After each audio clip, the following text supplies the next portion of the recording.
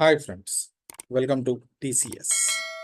ఈరోజు మనం Delhi verse SRH మన హైదరాబాద్ మ్యాచ్ గురించి మాట్లాడుకున్నాం. అద్భుతమైన మ్యాచ్, కళ్ళు చెదిరిపోయే మ్యాచ్.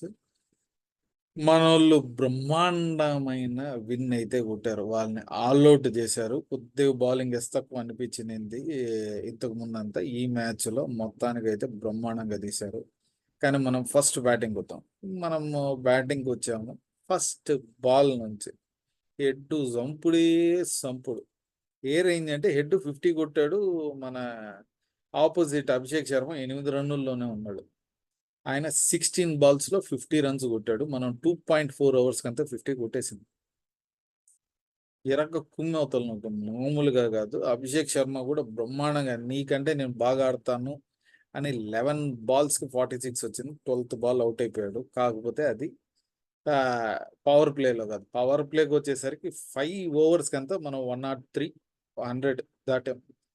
6th ఓవర్కి వచ్చేసరికి మనం పవర్ ప్లే అయిపోయేసరికి 125 కొట్టున్నాం. అది ఏ రేంజ్ అంటే ఇప్పటిదాకా T20 మ్యాచ్ల్లో పవర్ ప్లేలో హైయెస్ట్ స్కోర్ అదే అబ్బా. ఆ రేంజ్లో కొట్టాము. సరే, అప్పుడు కొట్టిన తర్వాత ఇంక 7th ఓవర్ నుంచి 10th ఓవర్ వచ్చేసరికి మంది బాగా పడిపోయింది. రన్ రేట్ 8కి పడిపోయింది. అంటే ఆ 3 ఓవర్స్లో 4 వికెట్లు పడ్డాయి. మొత్తం ఏంది, మనకి హెడ్ వెళ్ళిపోయాడు, అభిషేక్ శర్మ వెళ్ళిపోయాడు, మక్రమ్ 3 బాల్ ఆడి 1 రన్ కొట్టి వెళ్ళిపోయాడు, క్లాసన్ కూడా వెళ్ళిపోయాడు. అప్పుడు ఇంక ఏం రా, ఎవరు కొడతారు? మనం 10 ఓవర్స్కి వచ్చేసరికి 154 కొట్టాం. బ్రహ్మాండం అసలు.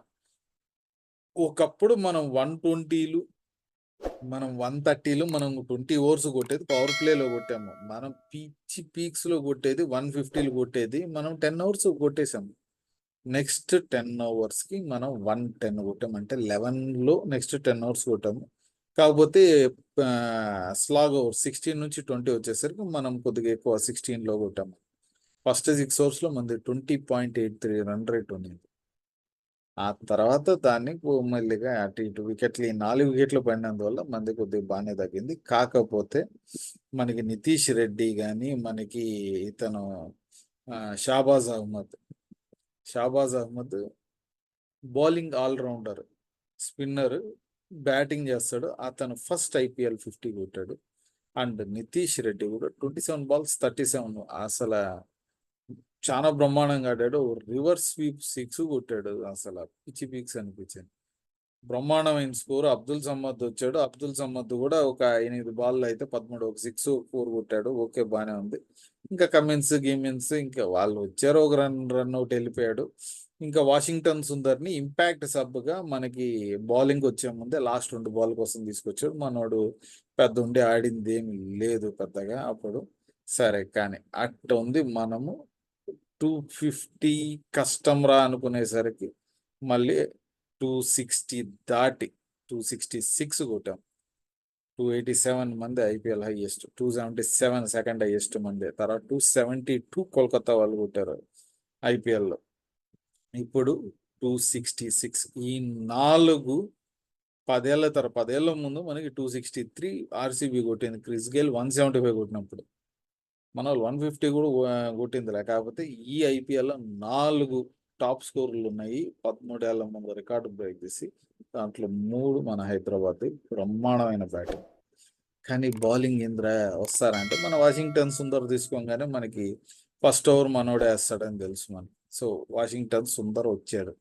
First ball 4, second ball 4, third ball 4, fourth ball 4. Prithvi Shah అస్సలు కుమ్మి పడేశారు. 5th ball out. మనం ఎందుకైతే తీసుకున్నాం, ఫస్ట్ వికెట్ అయితే పడిపోయింది. పర్లేదు అనుకో.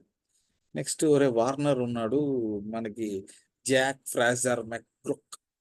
వీడెవడో తెలియదు, వీడి గురించి పెద్ద తెలీదు. కానీ సరే, 1 డౌన్ వచ్చాడు. సెకండ్ బాల్ భూవికి వార్నర్ బ్రహ్మాండమైన వికెట్, సూపర్ క్యాచ్. దిమ్మ తిరిగే లోపల ఇది తీశారు. ఆ తర్వాత గ్రూప్ మనకి చూపించాడప్ప. 15 బాల్స్లో 50 కొట్టాడు. 18 బాల్స్లో 65 అవుట్. మనోడు కొట్టిన 65లో హైయెస్ట్ నెంబర్ ఆఫ్ సిక్సర్స్ మనోడే కొట్టింది 7. మనకి హెడ్ కానీ అభిషేక్ శర్మ కానీ 6 కొట్టారంటే, ఈయన 7 కొట్టాడు. ఈ 65లో 62 రన్స్ బౌండరీస్లోనే వచ్చాయి. 7 6లు 5 4. సాగు దిప్పాడు అసలు 62 రన్స్. ఆ రేంజ్ కొట్టాడు, సబ్స్ వచ్చాడు, సబ్స్ వెళ్ళిపోయాడు. ఇంకా ఆ తర్వాత మనకి పంత్ దాదాపు మనకి వచ్చేసరికి 9th ఓవర్ ఏమో పంత్ వచ్చేసరికి ఉండింది బానే. 10 పైన ఓవర్స్ ఉన్నాయి. కాకపోతే మనోడు 35 బాల్స్ 44 ఆడుతా ఉన్నాడు అంతే పంత్. ఏదో ఒక పక్కన నిల్చున్నాడు. మిగతా వాళ్ళు వస్తా ఉన్నారు, పోతా ఉన్నారు, వస్తా ఉన్నారు, పోతా ఉన్నారు, వస్తా ఉన్నారు, పోతా ఉన్నారు. ఏ రేంజ్ మనకి బౌలింగ్ ఉందంటే నటరాజన్ బ్యూటిఫుల్. భువి ఎండ్లో వేయలేకపోయాడు, కానీ నటరాజన్ అయితే బ్రహ్మాండంగా తీసుకున్నారు.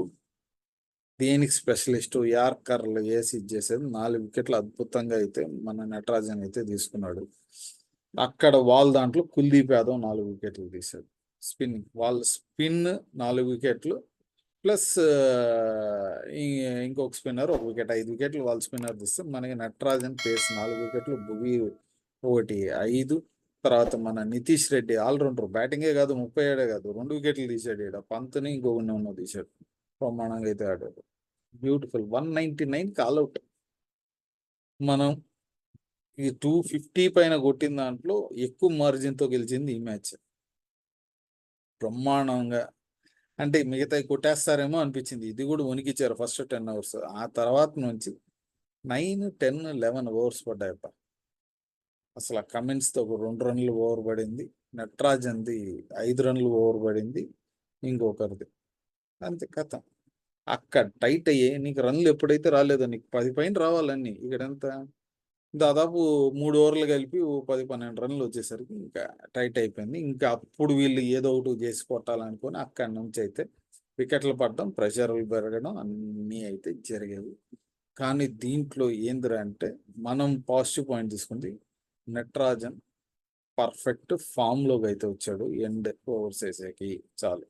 భువి ఇప్పుడు ఎండ్ ఆ రేంజ్ చేయలేకపోతున్నాడు. మనోడు స్టార్టింగ్ కొద్దిగా గొప్ప స్వింగ్ వేసి చేయగలుగుతున్నాడు. డీసెంట్ ఎనఫ్ బౌలర్ భువి, సో అది కూడా పర్లేదు. అండ్ నితీష్ రెడ్డి మన తెలుగు తేజం, ఇతను 2 వికెట్లు తీశాడు. కొద్దిగా డీసెంట్ పేస్ వేస్తా ఉన్నాడు. మేబీ ఇతను మనకి ఒక పేసర్ కావాలా, బ్యాట్స్మెన్ కావాలా అనుకున్నప్పుడు హార్దిక్ పాండ్యా కొద్దిగా పువ్వు పట్టింది కదా అని అనుకుంటా ఉన్నారు కదా జనాలు, నేను చెప్పట్లేదు. ఆ దీంట్లో ఏమన్నా మనోడు వస్తాడో లేదో తెలియదు. కొద్దిగా వచ్చే ఛాన్సెస్ ఉన్నాయి. మనోడు బ్యాటింగ్ ఒకటే, ఆ డ్రైవ్లో కొట్టాడు 4 సూపర్. ఆ షాట్ పెట్టి తన్నని పెట్టి కొట్టడం బ్రహ్మాండంగా అయితే ఉంది. అసలు భలే అనిపించింది నాకు. సో ఇవన్నీ కూడా మనకి బ్రహ్మాండంగా అయితే ఆడుతూ ఉన్నారు. కాకపోతే ఈ ఫ్రేజర్ కుక్ ఇతనికి వచ్చిండేదే ఓ 4-5 ఉన్నాయి షాట్లు, అవి అయితే అద్భుతంగా అయితే కొడతా ఉన్నాడు. బ్రహ్మాండంగా బ్యూటిఫుల్. సో అంత బ్యూటిఫుల్గా అయితే అతను ఆడి కొడతా ఉన్నాడు. ఈ ఆడిన 2-3 మ్యాచ్ల్లో మటు ముందు పడేస్తున్నాడు. ఇతను చాలా బ్రహ్మాండంగా అయితే ఇంకా ఫ్యూచర్లో వీళ్ళు ఢిల్లీ వాళ్ళకైతే చాలా యూజ్ అవుతాడు. మేజర్ నిల్చునేస్తూ ఉంటాడు అని అనిపిస్తూ ఉంటుంది. సో మొత్తానికి బ్యూటిఫుల్ మ్యాచ్. ఓ 300 కొడతారు అనుకున్నాం యాక్చువల్ పవర్ ప్లే చూసేసరికి. వికెట్లు పడినందువల్ల 10th ఓవర్ తర్వాత సరే 200 దాటి ఇది 50. మనం 10th ఓవర్కి 154 ఆ టైం కొట్టాము. వాళ్ళు 15th ఓవర్కి వచ్చేసరికి ఢిల్లీ వాళ్ళు 150s వచ్చారు. 5 ఓవర్లు మనం ముందు కొడతాం. సో అప్పుడే మనకి అర్థమైంది ఫుల్గా విన్ అయిపోతాం మనం, కానీ ఎన్ని రన్స్తో అని అనుకొని బౌలింగ్ ఏమన్నా కొద్దిగా తక్కువ ఉంది కదా ఈసారి మనకి అని అనుకుందాన్ని కూడా కొద్దిగా ఈసారి అయితే కొద్దిగా బాగా అనిపించింది. సో నెక్స్ట్ మ్యాచ్ మళ్ళీ బెంగళూరుతో అయితే మనకు ఉంది. అది మళ్ళీ మన దగ్గర అయితే ఉంది. చూద్దాం ఏమాత్రం ఆడుతారో. మిగతా మ్యాచ్లు కూడా మనం చూస్తాము ఏమాత్రం ఆడుతారో. సో ఈ వీడియో అయితే మనం ఇంకో వీడియోలో మనం ఇంకో మ్యాచ్ గురించి మాట్లాడుకుందాం. అప్పటిదాకా ఈ వీడియో మీకు నచ్చిందంటే లైక్ చేయండి, ఇంకా నచ్చిందంటే మీ ఫ్రెండ్స్తో షేర్ చేసుకోండి. ఇలాంటి వీడియోస్ మీరు ఇంకా కావాలంటే మటుకు మీరు మర్చిపోకుండా కింద ఉన్న సబ్స్క్రైబ్ బటన్ క్లిక్ చేయండి. అలాగే పక్కన ఉన్న బెల్ ఐకాన్ కూడా క్లిక్ చేశారంటే మా వీడియోస్ మీకు ఆన్ టైంలో వచ్చి చేరుతాయి. ఇంకో వీడియోలో కలుగుతాం. Bye and thank you.